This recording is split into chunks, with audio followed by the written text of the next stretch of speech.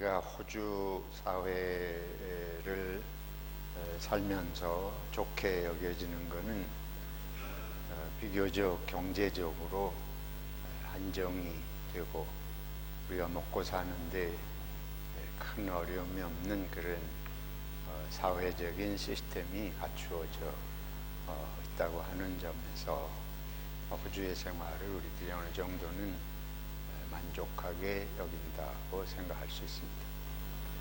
팬데믹으로 세계가 고통할 때도 이 호주 정부가 모든 국민들에게 적절하게 여러 가지 생활하기에 어려움이 없도록 보살피려고 하는 그런 노력들을 우리들이 보아왔습니다.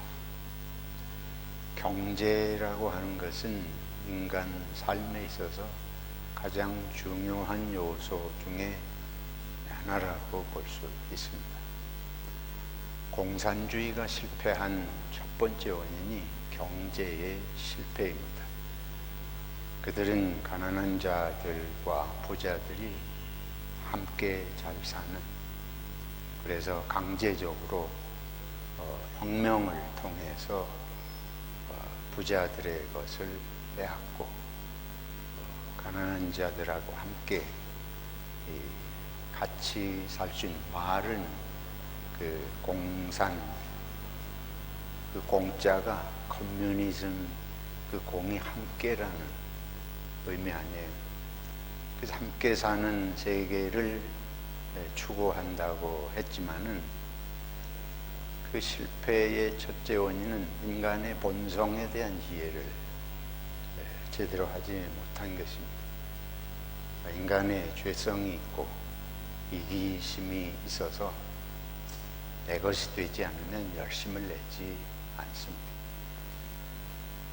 근데 공산주의는 이거를 권력을 통해서 힘으로, 강압으로 인간의 심성을 함께 살도록, 내 것을 내놓고 살도록 할 수 있다고 생각을 하고 그런 정치 체제를 가지고 했지만은 결국은 실패의 결과를 가지고 왔습니다.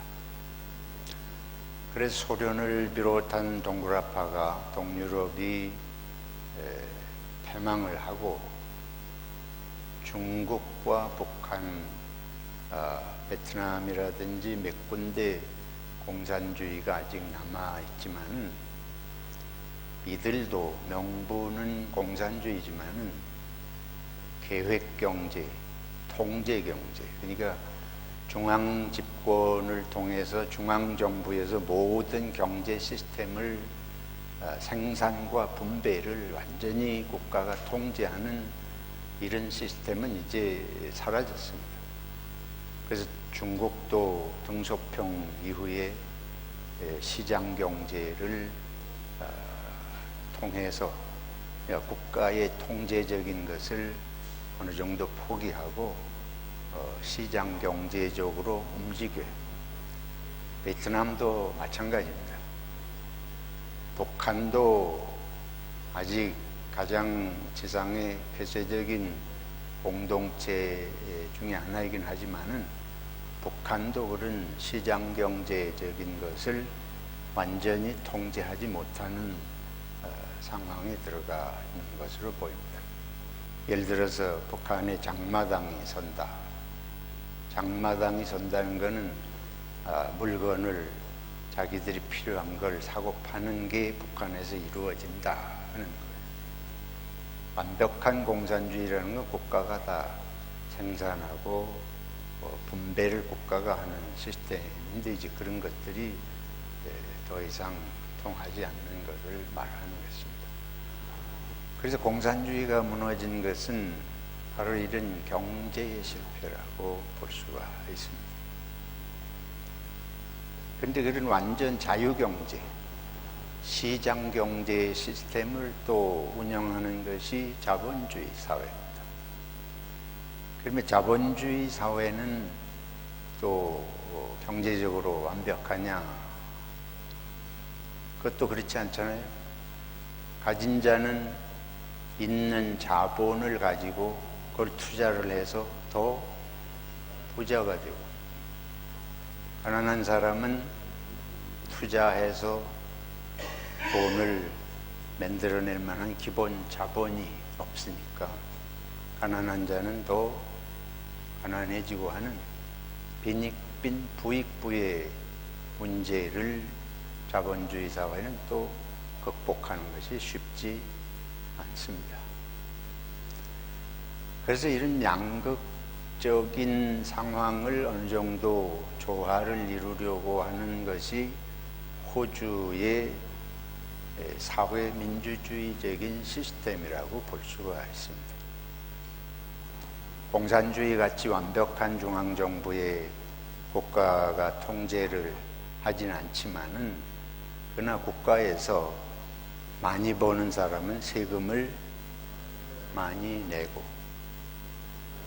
생활하기 어려운 사람은 그 거둬들인 세금으로 기본 생활을 할 수 있도록 지원을 해주는 그런 시스템이라고 볼 수 있습니다. 지금도 세계는 이제 그런 경제 문제 때문에 참 어려움들이 많아요. 트럼프 대통령이 미국에 당선이 되면서 당장 들고 일어난 것이 해외의 수입품들에 25% 이상의 관세를 물리겠다. 그러니까 미국이 세계 최대의 경제국 아니에요? 세계 경제의 40%를 미국이 움직이는데, 그 말은 미국에 수출을 해서 먹고 사는, 이게 세계가 그런 연결이 다 되어 있는데, 모든 물품의 관세를 25% 이상 물리면 각국에 수출하는 게 힘들어지잖아요. 그리고 세계 정상들이 전부 트럼프에게 전화를 해가지고 형편을 얘기하면서 국가별로 딜을 하는 게 현 상태입니다. 호주의 알바니스 총리도 트럼프에게 전화를 해가지고 미국에서 호주에 들어오는 중요한 물건들이 관세가 없는 이런 협정을 맺고 있는데, 우리 것도 관세를 매기면 안 된다. 그래가지고 어느 정도 그런 것들이 좀 효과를 보고 있는 것 같은 보도를 지상을 통해서 우리가 보게 됩니다. 경제라고 하는 것은 무시할 수 없는 거예요. 개인적이든 국가적이든. 경제 때문에 전쟁도 합니다. 러시아와 우크라이나의 전쟁에 북한이 파병을 했잖아요. 다른 이유가 하나도 없어요. 가서 돈 벌어 오려고 하는. 러시아를 대신해서 파병을 한 대신에 그 대가로 돈을 벌어서 북한이 좀 잘 살아보겠다 하는 거죠. 남한도 1970년대에 월남전에 파병을 했습니다. 백마부대, 청룡부대 파병을 했는데, 그 이유도 하나입니다. 가서 돈 벌어 오는 거예요. 그래서 월남전 참전한 대가로 돈 벌어서 한국 경제가 좀 유리하게 그런 이득을 보는 그런 점들이 있었던 게 사실이죠. 박정희 대통령이 독재를 한 것으로, 삼선 개헌을 하고 독재를 한 것으로 역사에 여러 가지 비판을 많이 받으면서도 한편 또 우상화하고 시절을 평가하는 것에 하나는 경제를 발전시켰다. 한국의 6.25 전쟁 이후에 너무 어렵게 가난하게 살던 한국을 경제 개발 5개년 계획, 1차, 2차 그런 개발 계획을 하고 새마을 운동을 하고 그래서 우리 남한이 잘 살도록 경제 개발한 것, 또 이 공업에 대한 중공업을 발전시켜서 한국이 참 보기 드물게 아시아 국가 중에 일본 다음으로는 자동차를 생산한다든지 여러 가지 전자제품 쪽에서 삼성이나 LG나 이런 데서 세계적으로 두각을 나타나게 이제 발전시킨 그런 것은 공으로 인정을 하고 좋게 평가를 하는 게 사실입니다. 그래서 이렇게 경제적인 것이 인간 역사에 있어서 참 중요한데, 오늘 누가복음을 우리가 계속 읽고 있습니다. 금년이 이제 일렉셔너리 성서일과의 누가복음을 중심으로 성경을 읽도록 되어 있어서 이제 읽는데, 누가복음 전체를 보면 가난한 자들에 대한 언급이 끊임없이 반복이 되고 있습니다. 우리가 벌써 몇 주 전에 읽었습니다. 누가복음 4장 17절 이하를 보면 주님의 영이 임하셔서 첫째가 가난한 자에게 뭘 전하게 하시고 복음을 전하게 하시고, 그게 주님의 영이 임하여서 하시는 첫 번째로 예수님께서 이제 언급을 하고 계십니다. 또 지난주에 본 우리 제자들을 부르시는 장면, 그들이 갈릴리 호숫가의 가난한 사람들이에요. 예수님께서 그 가난한 사람들을 제자로 부르시고, 그 부르시는 장면에서 우리가 보신 대로 그들이 밤이 새도록 물고기를 잡는 그 밤에 새벽녘에 오셔가지고 물고기를 많이 잡게 하셨지만, 그 말씀의 결론은 그들에게 물고기를 많이 잡게 해서 부자가 되게 해 주셨다 하는 것이 아니고, 그들이 배와 그물을, 물고기를 다 어떻게 하고 버리고 예수님을 따랐다. 그들이 가난한 사람들인데 그들을 부자가 되게 해주신 스토리가 아니고, 지금 말씀드린 대로 가난했던 사람들이 더 가난해진 거 아니에요. 배와 그물까지 버렸으니 자기들의 생업 자체를 포기한 그걸 제자 부르시는 장면을 우리들이 보았습니다. 오늘 성경 누가복음 6장 이제 읽었지 않습니까? 여기에도 보면 예수님께서 가난한 자들에게 뭐가 있다? 복이 있다. 가난한 자가 복이 있다. 그게 이상하게 느껴지시지 않으세요? 가난한 자가 무슨 복이 있어요? 가난한 자가 복이 있다고 하는 것은 말이 안 되는 말이에요. 세상에서 우리가 제일 원치 않는 게 가난이지 않습니까? 지금 쭉 말씀드린 대로 경제의 문제, 국가적으로는, 개인에게 있어서는 가난의 문제 해결, 이게 너무 중대한 문제인데, 예수님께서 만약에 가난한 자들이 가난한 자들아 너희가 하나님을 믿으면 부자가 될 것이요, 이러면 그건 우리가 참 좋게 생각하고 이게 참 복음이다 이렇게 생각할 텐데, 가난한 자가 복이 있다 그러니까 그냥 가난한 상태대로 있으라는 얘기예요. 그렇게 읽으시지 않으셨죠? 이게 아주 정말 참 이해하기 어려운 말씀입니다. 우리의 현실을 이렇게 모르는 말씀이 하시나.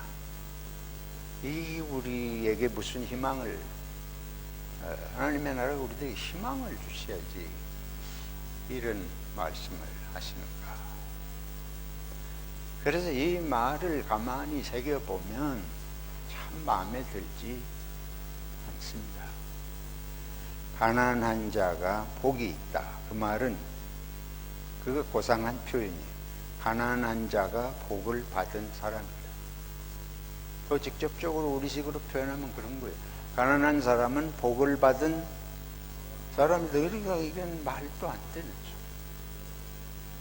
가난하지 않게 부잣집에서 태어나고 평생 부자가 되든지 가난했다가도 잘 살게 되든지 그런 방법을 말씀해 주시던가, 뭐 이래야 예수 믿을 기분이 생기고 신앙생활하는 의미가 있지.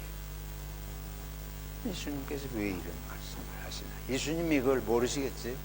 가난한 자들이 뭐를 원하는지 예수님이 모르실 리가 없잖아요. 근데 뒤에 넘어가면 이제 그러면서 줄인 자는 배부를 것이고, 이제 가난한 자가 복이 있나니 하나님의 나라가 너희 것이요. 또 우는 자, 줄인 자는 배부름을 받을 것이고 우는 자는 웃을 것이다. 근데 그 뒤에 가보면 또 뭐라 그러신가 하면 이거하고 반대로 부자, 너희 부요한 자는 화가 있다. 화를 받은 사람. 더 직선적으로 말하면 저주를 받은 사람이라는 소리. 이 끔찍한 소리 아니에요. 우리가 꿈에도 소원이 부자가 되는 거고, 실제로 부자들이 얼마나 부자이 무시할 수가 없어요. 세계가.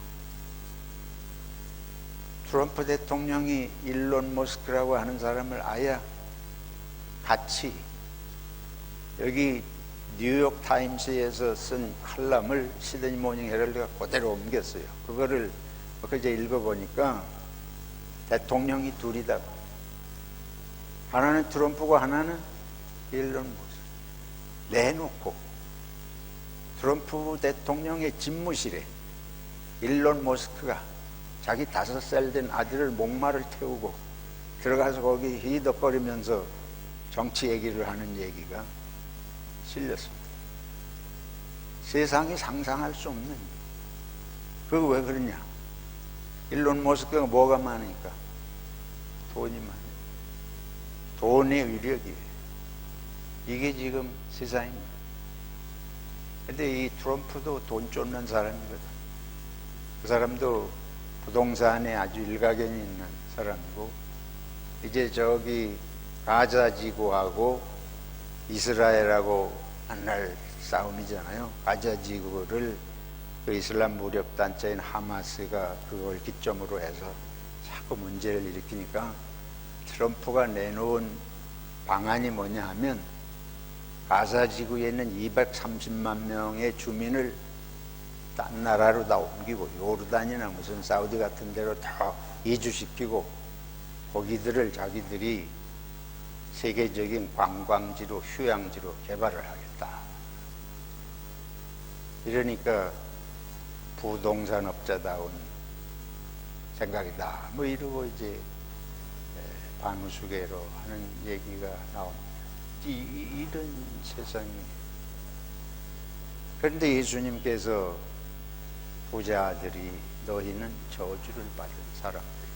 아주 직선적으로 해석하면 그런 얘기 것입니다. 이거를 어떻게 우리가 생각을 하고 해석을 해야 되겠습니까?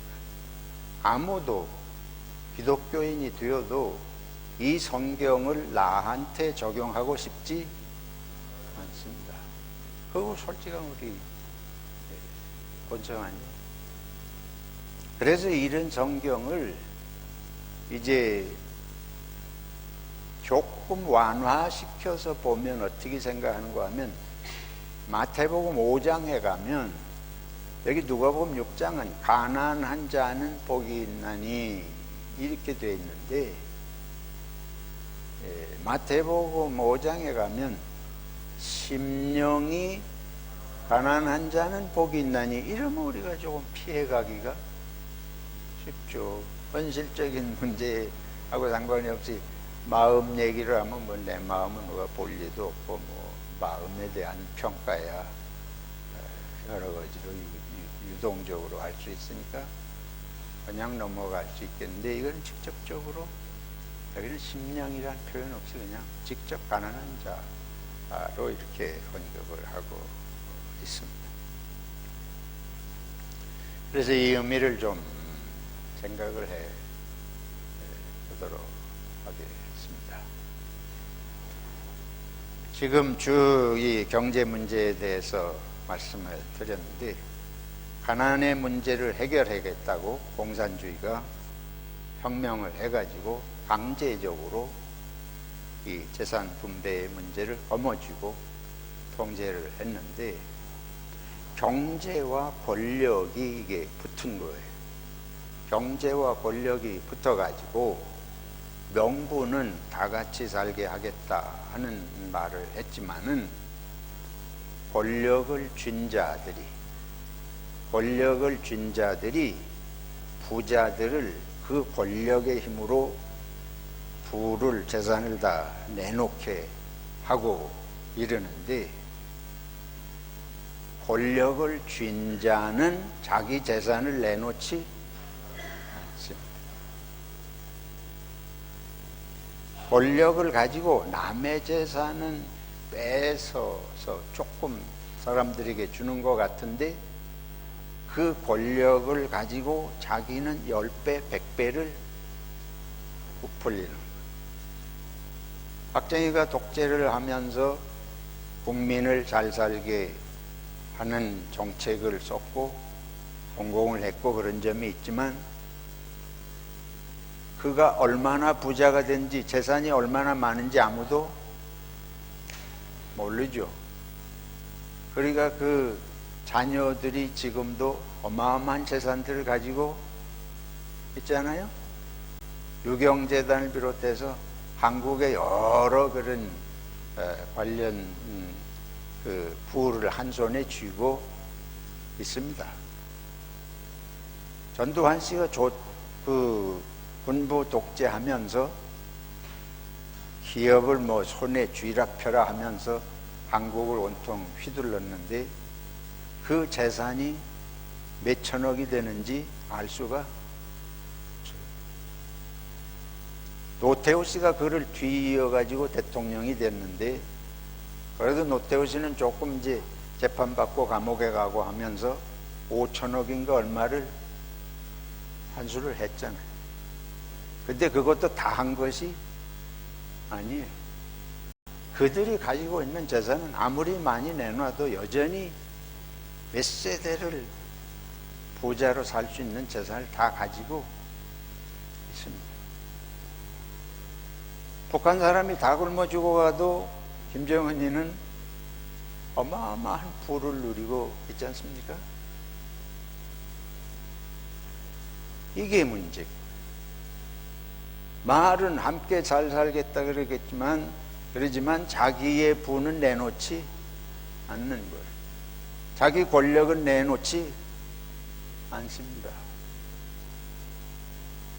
그러니까 결국 공산주의가 결국 망하게 되는 거예요. 왜냐하면 우리는, 세계는 하나님이 지으셨고 하나님이 보이지 않는 것 같지만 역사를 움직이시는데, 하나님이 함께 살아가도록 하신 손길을 결국 피할 수 있는 인간은 없습니다. 권력을 쥐고 권력을 가지고 무엇이든지 할 수 있는 것 같이 해서 그렇게 하지만 결국은 다 내놓고 가야 되는 것입니다. 오늘 예수님께서 여기 이제 오늘 이 누가복음 우리 6장 읽은 말씀은 직접적인 언급은 제자들에게 하시는 말씀으로 되어 있습니다. 제자들을 향해서 하시는 말씀이에요. 그러면서 너희 가난한 자들은 복이 있나니. 그럼 제자들에게 하신 말씀은 너희들이 잘 살 수도 있었겠지만 나의 제자가 되기 위해서 다 배와 그물을 버리고 빈손으로 사는 길을 선택을 했는데, 예수님이 그들에게 이제 내가 너희가 이렇게 다 버리고 제자가 되게 됐으니까 10배나 부자가 되게 해주겠다, 이런 말씀 아니고 너희가 이렇게 한 그 삶 자체가 복 있는 삶이다. 할렐루야. 그러시면서 하신 말씀이 하나님의 나라가 너희 것이다. 그냥 단순히 위로의 말씀을 하신, 그냥 그런 줄 알고 살아라 하고 이게 아니고, 하나님의 나라, 너 가난하다는 거, 가진 것이 없다는 거 아니에요. 근데 너희들이 이 세상에서 그 물고기 잡던 거 뭐 이런 거 좀 다 가진 거 포기했지만 너희에게 하나님의 나라가 주어졌다. 할렐루야. 그리고 이거보다 더 가질 게 뭐가 있느냐. 오늘 우리가 예레미야서를 읽었습니다. 예레미야서에 하나님을 의지하고 바라보고 살 것을 이 예레미야 선지자가 아주 강력하게 말씀을 하십니다. 여호와께서 이와 같이 말씀하시니라. 무릇 사람을 믿으며 육신으로 그의 힘을 삼고, 사람을 믿으며 육신으로 그의 힘을 삼고, 건강이나 뭐 재물이나 뭐 지식이나 기술이나 그런 거 아니겠어요? 육신으로 힘을 삼는다는 게. 그렇게 삼고 사는 사람은, 그래서 마음이 여호와께서 떠난 그 사람은 저주를 받을 것이요. 그러니까 사람을 믿고 육신으로 힘을 삼고 마음이 여호와에게서 어떠한 떠난 그 사람은 저주를 받을 것이요. 그러나 무릇 여호와를 의지하며 여호와를 의뢰하는 그 사람은 복을 받을 것이라. 그래서 하나님을 의지하고 바라보고 사는 삶이 복된 삶이다. 그는 물가에 심어진 나무가 그 뿌리를 강변에 뻗치고 더위가 올지라도 두려워하지 아니하며 그 잎이 청청하며 가무는 해에도 걱정이 없고 결실이 그치지 아니함 같으리라. 이러면서 그 삶의 풍요로움을 말씀하고 있습니다. 근데 우리가 이 삶의 풍요로움 하면 그걸 우리는 당장 내게 뭐가 있어야지, 내 거가 돼야지, 집도 내 집, 재산도 내 거, 뭐든지 내 것이 돼야 풍요로운 것이다. 이게 이제 우리는 뭐 너무나 철저하게 뭐 돼 있잖아요. 근데 이 초대교회를 생각해 보세요. 초대교회는 다 내놓고, 우리 사도행전 2장과 4장에 반복해서 말씀하십니다. 다 내놓았는데 서로 나누었으니까 제 것을 제 것이라고 하는 사람이 하나도 없더라. 그런데 필요한 대로 나눠 쓰기 때문에 궁핍한 자가 없더라. 이 두 가지. 제 것을 제 것이라고 하는 사람도 없는데 또 궁핍한 사람이 없더라. 부족한 걸 느끼는 사람이 없다. 근데 이게 뭐 공산주의처럼 힘으로 하는 걸 말하는 거 아니죠. 강압해서 힘으로 억제하려고 해가지고 이게 되지 않습니다.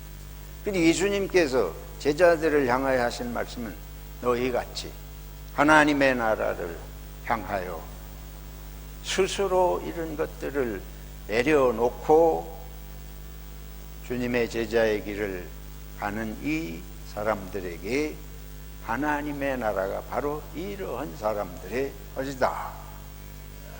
그러니까 우리가 서로 이 세상에 우리가 가난한 것은 서로 나누어 살지 않기 때문인 줄로 압니다. 있는 사람들이 다 같이 나누면 여기 초대교회 같이 되는 거예요. 초대교회가 부자들이 많아서가 아니고 함께 나눴으니까. 여러분, 함께 나누었으면 욕심낼 필요가 없어요. 그런 우리가 팬데믹 때에 휴지들을 사대려고 난리를 했잖아요. 근데 어떤 공중 화장실이 휴지를 많이 싸놓으니까 잘 안 없어지더라고요. 그 팬데믹 때 같으면 싹 집어갔을는지 모르지만 하여튼 평상시에 서로 함께 나누어 쓰는 게 부족하지 않다. 꼭 내 걸 만들어 놔야 안심되는 게 아니고 당신 걸 내가 언제든지 쓸 수 있고 내 것도 언제든지 당신 거로 쓸 수 있고, 그러면 굳이 갖다가 숨겨둘 필요가 없잖아요. 그러니까 강제적인 공산주의가 아니라 예수님 말씀하시는 말씀에 성령 충만함을 받은 초대교회 같이 하면 우리가 욕심도 사라지고 부족함도 사라지고 거기가 하나님의 나라 되는 줄로 믿습니다. 그래서 이게 예수님의 말씀은 허황된 말씀이 아니에요. 실제로 그렇게 산 것이 초대교회였습니다.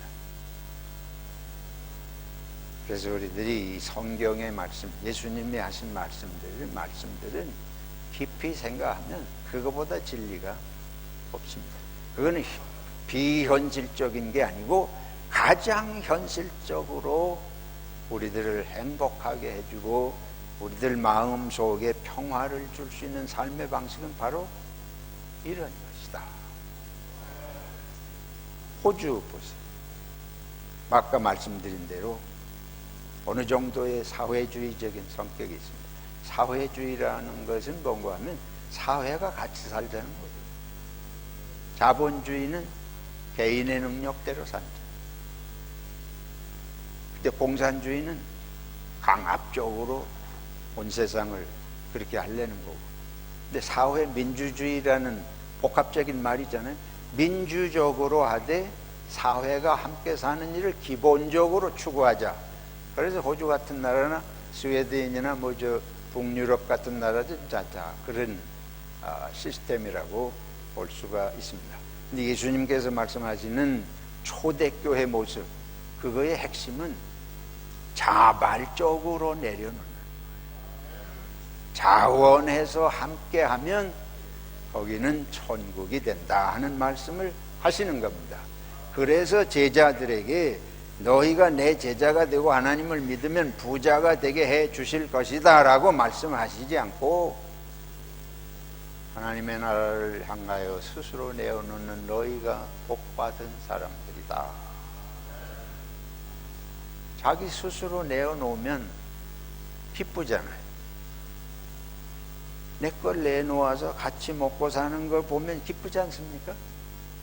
그런데 공산당처럼 정부에서 억압적으로 막 총칼을 들이대고서 뺏어가지고 하면 평생 한이 맺혀 원한이 생겨.